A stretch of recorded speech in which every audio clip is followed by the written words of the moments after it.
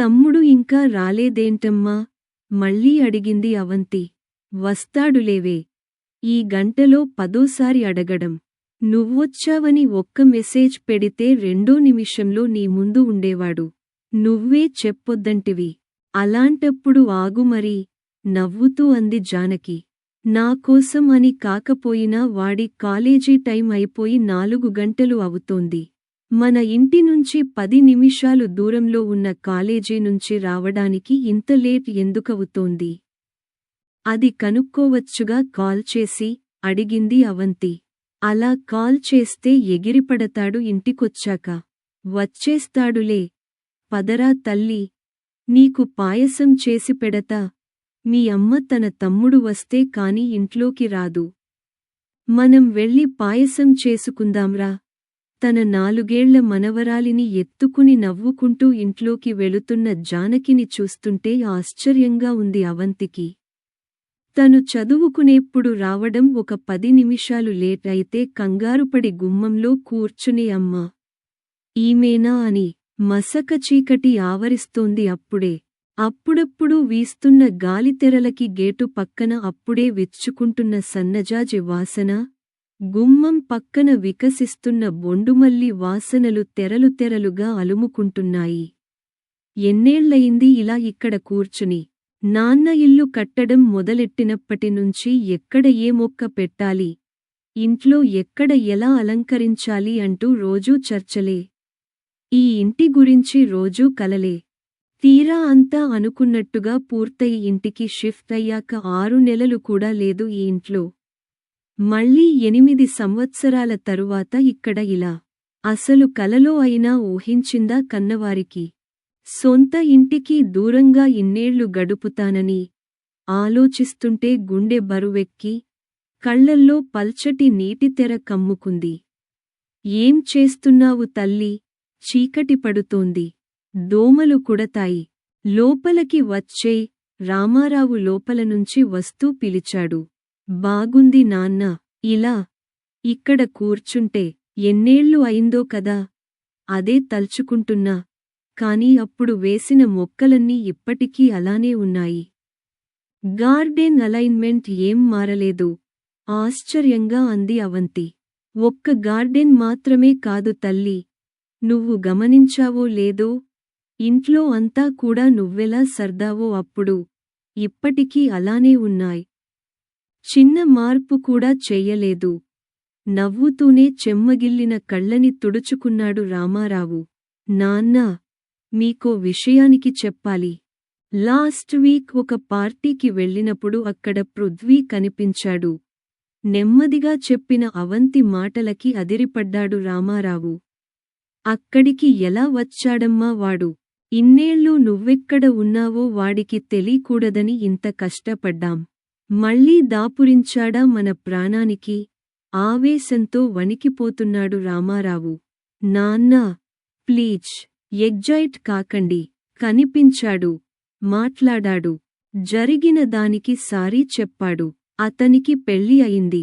తన భార్యని కూడా పరిచయం చేశాడు. జరిగిన దానికి చాలా ఫీల్ అవుతున్నాను. చాలా తప్పు చేశాను. క్షమించమని అతని భార్య, మీ అల్లుడుగారు ఇద్దరి ముందు అడిగాడు. గడగడా చెప్పింది అవంతి. హమ్మయ్యా! ఎంత మంచి వార్త చెప్పావు తల్లీ. నిజంగా పండగరోజే మనకి. అమ్మకి చెప్తా ఉండు. సంతోషంతో ఎగిరి గంతేస్తుంది. పట్టరాని ఆనందంతో పరుగులాంటి నడకతో లోపలికి వెళ్తున్న రామారావుని చూస్తూ ఉండిపోయింది అవంతి. అక్కా, నిజంగా నువ్వేనా? వాట్ ఏ సర్ప్రైజ్ అంటూ పరిగెత్తుకొచ్చిన తమ్ముడు అమన్ని చూసేదాకా. అవంతి వచ్చి వారం దాటిపోయింది. అవంతి భర్తకి ఇండియాలో, అది కూడా వీళ్ల ఊరిలోనే పోస్టింగ్ వచ్చిందన్న వార్త రామారావు దంపతులని ఆనందోత్సాహాలలో ముంచెత్తింది. అమన్కి అయితే చెప్పక్కర్లేదు. అవంతికి పెళ్లి అయి వెళ్ళిపోయేప్పటికీ అమన్ 9 సంవత్సరాల పిల్లవాడు. తనకన్నా దాదాపు 10 ఏళ్లు చిన్న అయిన తమ్ముడు అంటే అవంతికి ప్రాణం. అక్క ఎంత ముద్దుగా చూసుకునేదో జ్ఞాపకమున్న అమన్ ఎప్పుడూ అక్కతో ఫోన్లో, వీడియో కాల్స్లో మాట్లాడటం తప్ప ఊహ బాగా తెలిసాక కలిసి ఉండటమే తెలీదు. 4 ఏళ్ల చిన్నారి కృతితో సహా అక్క తమకి దగ్గర్లోనే ఉంటుందనే వార్తకి అమన్ కూడా సంతోషంతో ఉక్కిరిబిక్కిరి అయ్యాడు. కృతికి అమన్ మామతో చాలా బాగా దోస్తీ కుదిరింది. అమన్ ఉన్నంతసేపు అతనితోనే లోకం తనకి. ఇంకో నెల రోజులలో అవంతి భర్త ఇండియాకి తిరిగి వచ్చేస్తే అప్పుడు దగ్గర్లో ఇల్లు వెతకొచ్చు అనుకున్నారు అంతా. అవంతి, సంధ్యవేళ అలా వాకిట్లో ఉండకమ్మా, దోమలు వచ్చే టైం ఇది. వస్తాడులే నీ తమ్ముడు. వాడేమన్నా చిన్నపిల్లాడా, రోజూ అలా టెన్షన్ పడతావు? చిరుకోపంతో మందలించింది జానకి. నీ నుంచే వచ్చింది నాకు ఈ టెన్షన్. నేను స్కూల్ నుంచో కాలేజీ నుంచో రావడం 10 నిమిషాలు ఆలస్యం అయితే నువ్వు ఇలానే టెన్షన్ పడేదానివి. ఇప్పుడేదో పెద్ద కూల్ మామ్లాగా నాతో మాట్లాడుతున్నావ్ కినుకగా అంది అవంతి. నువ్వంటే వేరు. ఆడపిల్లవి కాబట్టి. ఏం ఆడపిల్ల అయితే మన ఇంట్లో ఈ జెండర్ డిఫరెన్స్ ఎప్పటినుంచి? కొంచెం కోపంగానే అడిగింది అవంతి. అది జెండర్ డిఫరెన్స్ కాదు తల్లీ. ఆడపిల్లకి బయట ప్రపంచంలో భద్రత లేదని భయం. అందుకే బయటకి వెళ్ళిన అమ్మాయి తిరిగి వచ్చేదాకా బెంగ. నాతో ఊరికే వాదించాలని వాదిస్తున్నావు కాని మీ ఇద్దరి మధ్య మాకే తేడా లేదని నీకు మాత్రం తెలీదా? చిన్నబుచ్చుకున్న తల్లిని చూసి అవంతికి అయ్యో అనిపించింది. అమ్మా, ఊరికే అన్నా సరదాకి, అంత సీరియస్గా తీసుకోకు. కానీ అమన్ సంగతి మాత్రం నాకు కాస్త వింతగానే ఉంది. ఎక్కడ తిరుగుతున్నాడు కాలేజీ అయి ఇంతసేపైనా? ఈ వారంలో 3 సార్లు ఫ్రెండ్స్తో పార్టీ అని అర్ధరాత్రి వచ్చాడు. చదువు మీద ఫోకస్ పెడుతున్నాడా? బయటకి వెళ్తే ఫోన్ ఎత్తడు ఎంతకీ? గట్టిగా అడగొచ్చుగా నాన్నా. నువ్వు ఇంజనీరింగ్లో చేరేవరకు ఆ రెసిడెన్షియల్లో ఉన్నాడుగా ఆ డిసిప్లిన్, చదువు, వాటితో కాస్త విసిగిపోయాడు వాడు. ఈ ఏడాది 2 ఏళ్లే కదా, ఏం ఎంజాయ్ చేసినా? తరువాత మళ్ళీ ఉద్యోగము, బాధ్యతలు. అందుకని కాస్త ఫ్రీగా ఫ్రెండ్స్తో ఎంజాయ్ చేస్తా అంటాడు. మన పిల్ల అందుకని కాస్త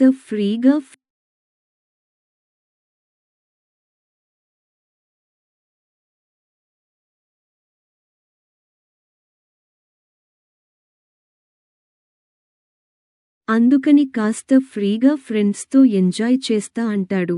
మన పిల్లాడి సంగతి మనకి తెలుసుగా. చదువు నిర్లక్ష్యం చెయ్యడు. వాడి లిమిట్స్ వాడికి తెలుసు. అందుకే కొంచెం లేటైనా పెద్దగా పట్టించుకోవట్లేదు. తమ్ముడిని సమర్థిస్తూ చెప్పుకుపోతున్న తల్లి మాటలకి ఏమనాలో తెలీట్లేదు అవంతికి. నిన్న నైట్ వాడు పార్టీ నుంచి వచ్చినప్పుడు తాగొచ్చాడేమో, వాసన అనిపించింది అని చెప్పాలనుకున్న విషయానికి చెప్పలేకపోయింది. అమ్మా అన్నట్టు చెప్పడం మర్చిపోయా. ఇంకెలాగూ ఇక్కడే ఉంటాం కాబట్టి నేను లా ఎంట్రన్స్ రాద్దామనుకుంటున్నా. నిన్నే మీ అల్లుడితో కూడా చెప్పా, తను ట్రై చెయ్యమన్నారు. అబ్బో, ఎన్నెన్ని మంచి వార్తలు చెప్తున్నావమ్మా. నీ చదువు అర్ధాంతరంగా ఆపామని బాధపడని క్షణం లేదనుకో మీ నాన్న నేను. నువ్వు ఎంతవరకు చదవాలనుకుంటున్నావో చదువుకో, కృతిని నేను చూసుకుంటాను. చదువుల తల్లివి, మామాట మీద చదువు ఆపేసి పెళ్లి చేసుకున్నావు. నువ్వెంత క్షోభపడుంటావో మాకు తెలుసు. కాని ఏం చేస్తాం, అప్పటి పరిస్థితుల వల్ల నీకెంతో ఇష్టమైన చదువుకి దూరం చెయ్యాల్సి వచ్చింది. కళ్ళు తుడుచుకుంది జానకి. ఛ అమ్మా, అలా బాధపడకు. మీరేం చేసినా నా క్షేమం కోరే అని నాకు తెలీదా? అయినా అంత మంచి భర్తని వెతికి తెచ్చారు. నాకేం లోటు చెప్పు. దూరమైపోయిన మీరు, చదువు కూడా మళ్ళీ దగ్గరవుతున్నాయి. ఇప్పుడు సంతోషించాలిగాని జరిగినవి తల్చుకుని బాధపడతారా చెప్పు? కన్నీళ్లు తుడిచింది తల్లివి. నా ఫ్రెండ్ ఒక అమ్మాయి ఇక్కడ ఉంది. లా పూర్తి అయి ప్రాక్టీస్ చేస్తోంది. రేపొకసారి వాళ్ళ ఇంటికి వెళ్ళొస్తా. ఎలా ప్రిపేర్ అవ్వాలో ఎంట్రన్స్కి తెలుసుకోడానికి. తలూపింది అవంతి మాటలకి జానకి. కృతి, అలా బయటకి పిల్లలు ఒక్కళ్ళే వెళ్ళకూడదు. బూచి ఉంటుంది బయట అని చెప్పిన అమ్మమ్మ అరుపుకి భయపడి అప్పుడే ఇంట్లోకి వస్తున్న మామయ్యని కరుచుకుపోయింది కృతి. ఏమైంది బుజ్జీ? అమ్మమ్మ అరుస్తోంది. అమ్మా! పిల్లల్ని అలా బూచి అని భయపెట్టకూడదని తెలీదు. ఎందుకలా చెప్తున్నావ్? ఇదే మైండ్లో ఉండిపోతుంది పెద్ద అయ్యాక కూడా. తల్లిని కోప్పడ్డాడు అమన్. వాళ్ళ అమ్మ ఫ్రెండ్ని కలవడానికి వెళ్ళింది. ఇదేమో వీధి తలుపు తీసుంటే చాలు. ఒక్కతే బయటకి వెళ్ళిపోతోందిరా. అందుకే కాస్త భయపెట్టడం. అర్థమయ్యేట్టు చెప్పాలి కాని అలా బూచి అని భయపెడతావా? అక్కా చూడు, అమ్మ బుజ్జి పాపని ఎలా భయపెడుతోందో. అప్పుడే లోపలికి వచ్చి అంతా చూస్తున్న అవంతికి ఫిర్యాదు చేశాడు అమన్. పెట్టనీ భయం, ఆడపిల్ల కదా, ఎలానో భయపడుతూ బతకాల్సిందే. ఇప్పటినుంచి అలవాటు చేసుకోని. అవంతి మాటలు విని అందరూ ఆశ్చర్యంగా చూశారు. ఏమైంది తల్లీ? ఏమిటా మాటలు? నీ మొహం ఏమిటి అలా వాడిపోయింది? ఒక్కదానివే బయటకి వెళ్ళావ్? నిజం చెప్పు మళ్ళీ ఏమన్నా? మాటలు మింగేశాడు రామారావు. తల్లిదండ్రుల మొహాలలో ఆందోళన అర్థం కావట్లేదు అమన్కి. మీరనుకున్నదే జరిగింది నాన్నా. ఎంత వదుల్చుకుందామనుకున్నా ఆ గతం వదలట్లేదు. మళ్ళీ ముందుకి వస్తూనే ఉంది. నేను ఇక ఇక్కడ ఉండలేను. ఇప్పుడే వెళ్ళిపోతాం నేను. కృతి, మళ్ళీ కనిపించాడా ఆ త్రాష్ట్రుడు? మారిపోయాడన్నావ్. ఇంకేం పర్లేదని ధైర్యంగా ఉన్న టైంలో ఇదేమిటండి? జానకి భోరుమంది. అమ్మా! ఏమైంది? ఏం మాట్లాడుతున్నారు మీరంతా? ఎవరు కనిపించింది? అక్కా నువ్వన్నా చెప్పు. ఏం జరిగింది? అమన్కి టెన్షన్ వచ్చేస్తోంది. నీకు తెలీదు కదరా జరిగిన విషయానికి. అవును. అప్పటికి నువ్వు చిన్నపిల్లాడివి. పైగా హాస్టల్లో ఉండేవాడివి. అప్పట్లో తెలీదు కాని పెద్ద అయ్యాక నీకెప్పుడూ డౌట్ రాలేదా? అక్క ఎందుకు చదువు సడన్గా మానేసి పెళ్లి చేసుకుని వెళ్ళిపోయింది? ఇన్నేళ్లు ఎందుకు తిరిగి రాలేదు అని అడగలేదా ఇంట్లో? అమన్ని తీక్షణంగా చూస్తూ అడిగింది అవంతి. చాలాసార్లు అడిగా అక్కా.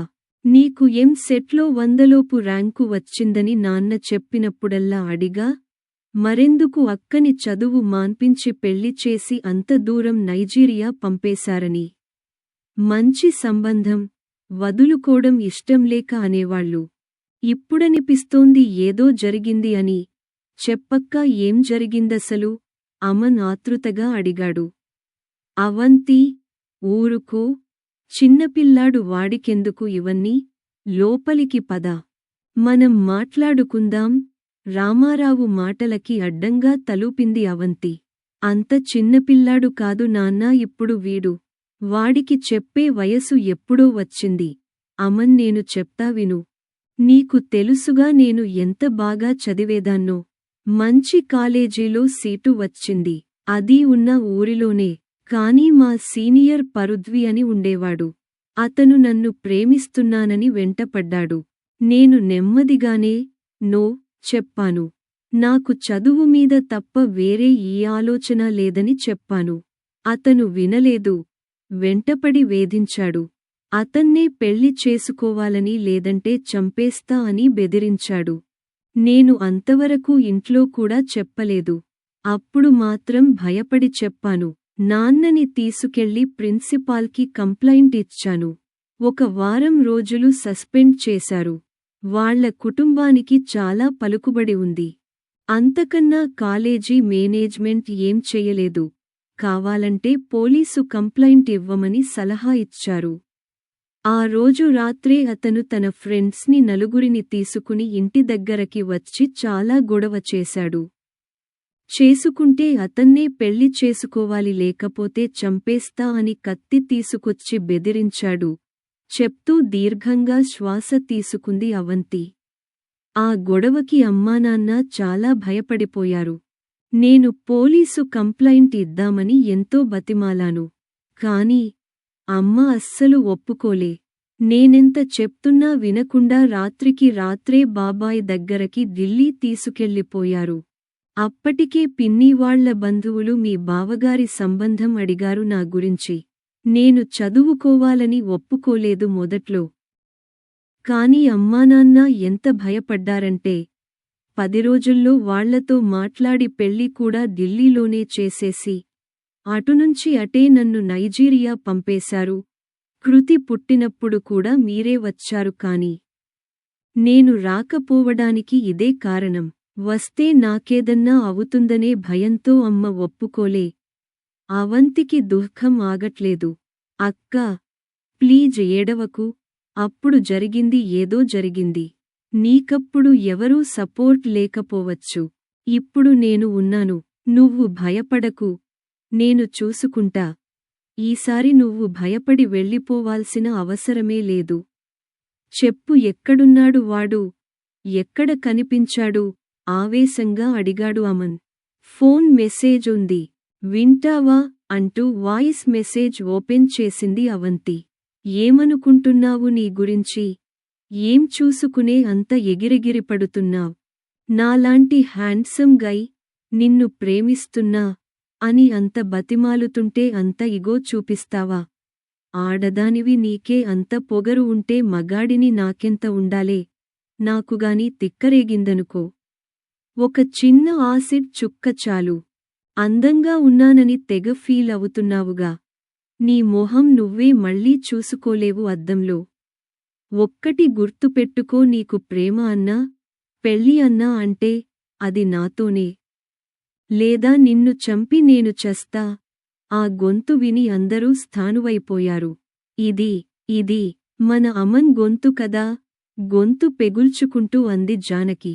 అక్కా, ఇది నీకెలా? అసలేమైందంటే? తడబడుతున్న అమన్ చెంప చెల్లుమనిపించింది అవంతి. అవంతి, ఏమిటిదంతా?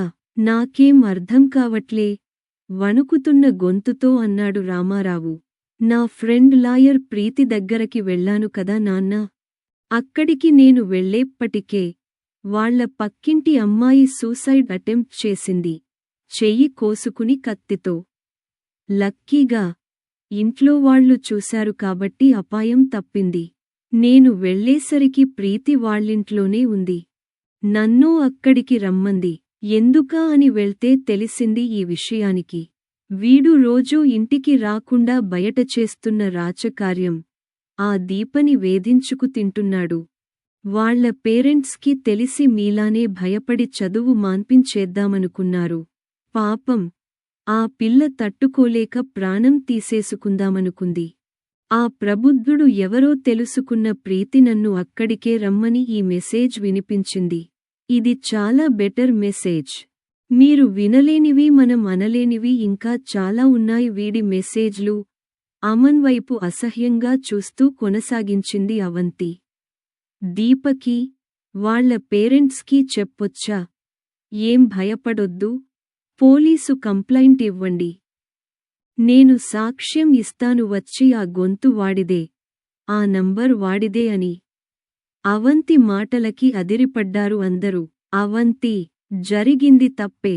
కానీ ఆ అమ్మాయి సూసైడ్ చేసుకోబోయింది వాళ్ల పేరెంట్స్ చదువు మానమన్నారని. కాని వీడివల్ల కాదుగా. నువ్వు ఆవేశపడుతున్నావ్. వాడి ఫ్యూచర్ నాశనమవుతుంది. రామారావు వారించబోయాడు. జరిగింది తప్పే అన్నాక మళ్ళీ కానీ ఏమిటి నాన్నా? తప్పు అంటే తప్పే. వీడి ఫ్యూచర్ నాశనం అవుతుందా? మరి ఆ అమ్మాయి సంగతి ఏమిటి? తనకేదన్నా అయి ఉంటే అప్పుడేం చేసేవాళ్ళు? లేదా నాలానే ఒప్పుకుని చదువు మానేసి ఉంటే అప్పుడు బతికి ఉండి చచ్చిపోయేది. ఇన్నేళ్ళు నేనెలా ఉన్నానో తెలుసా నాన్నా మీకు? నా తప్పేం లేకుండా నా కలలు కోరికలు ఆశలు అన్నీ ఎవరికో భయపడి వదిలేసి కన్నవారిని చూడడానికి కూడా నోచుకోకుండా ఈ 8 బతికాను. ఎవడో సంబంధంలేనివాడు నా జీవితాన్ని శాసిస్తే నేను తల వంచుకు పారిపోయి బతుకుతున్నానని నామీద నాకే విరక్తి కలిగేది. ఆ ఫీలింగ్ మీకెవ్వరికీ చెప్పినా అర్థం కాదు కూడా. అదృష్టం కొద్దీ అర్థం చేసుకునే భర్త దొరకడంతో ఆగిపోయిన నా కలలు పూర్తి చేసుకుందాం. లో చేరి అమ్మాయిలకి వాళ్ళ హక్కుల గురించి పోరాటంలో సాయం చేద్దామని ఇక్కడికి వచ్చాను. కాని ఇక్కడికి వచ్చాక తెలిసాయి నా తమ్ముడి ఘనకార్యాలు. ఆవేశంతో ఊగిపోతోంది అవంతి. నువ్వు ఒకవైపు మాత్రమే విని నీ తమ్ముడిని అనుమానిస్తున్నావ్ అవంతి. నా కొడుకు గురించి నాకు తెలుసు. వాడు అలాంటివాడు కాదు. నేను నమ్మను ఇదంతా, రోదిస్తోంది జానకి. నిజంగా నీ కొడుకు గురించి నీకు అంత తెలుసా అమ్మా? సరే చెప్పు. రోజూ అర్ధరాత్రిదాకా ఎక్కడ తిరుగుతున్నాడు ఇంటికి రాకుండా? వాడి ఒక్క ఫ్రెండ్ పేరు కాని, ఫోన్ నంబర్ కాని తెలుసా? ఎలా చదువుతున్నాడో, బ్యాక్లాగ్స్ ఎన్ని ఉన్నాయో తెలుసా? అర్ధరాత్రి తాగి ఇంటికి వస్తున్నాడు అది తెలుసా? ఏం తెలుసని మీకు? అసలు తెలుసుకోవాలని అనుకున్నారా? ఎంతసేపు మగపిల్లాడుగా పర్లేదు అన్నమాటే. ఆడపిల్లకి బయట సేఫ్టీ లేదు అన్నావ్ కదా అమ్మా. ఎవరివల్ల లేదు సేఫ్టీ? నీ కొడుకు లాంటి మగ పిల్లల వల్ల లేదు. వాళ్ళని పట్టించుకోకుండా వదిలేసే మీలాంటి తల్లిదండ్రుల వల్ల లేదు. మీ గురించి ఇలా అనాల్సి వస్తుందని నేను కలలో కూడా ఊహించలేదు. బాణాల్లాంటి అవంతి మాటలకి సమాధానం లేదు వాళ్ళ దగ్గర. నువ్వు చెప్పరా? ఆడదానివి నీకే అంత ఉంటే మగాడిని నాకెంత ఉండాలి? అదేగా అన్నావ్. మగాడివి అయితే ఏమిటి నీ గొప్ప? అసలు ఒక విషయానికి ఆలోచించావా? ఒక ఆడదాని ఒంట్లో 9 నెలలు భాగంగా ఉండే నువ్వు బయటకి వచ్చావు. ఆ 9 నెలలు నీకో అస్తిత్వమే లేదు. ఇంకేం చూసుకునిరా నీకంత మిడిసిపాటు?